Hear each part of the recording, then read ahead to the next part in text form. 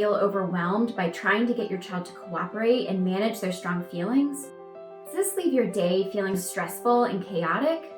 Surprisingly, an important step toward having a content and cooperative child is the connections they share with family members, like you.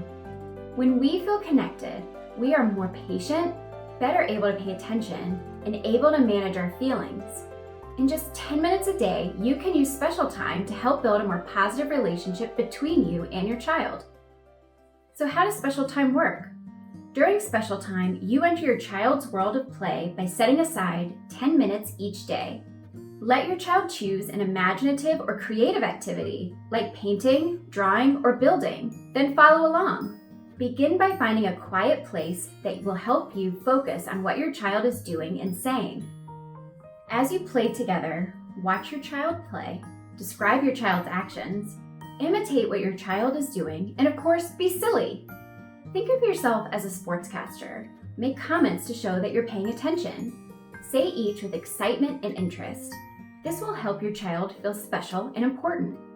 You might say things like, "You're building such a tall tower," or "You picked the red Play-Doh."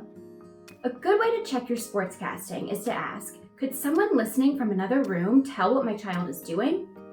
Don't worry if special time feels awkward at first. It might not be the way you usually play with your child, and that's okay. It will feel more comfortable over time. During special time, avoid making comments that accidentally direct the play, like saying, "How many pieces can you count?" Or, "Why are you doing that? Dogs can't fly."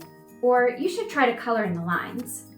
With consistent special time, you may find that your child is calmer and more responsive to your requests.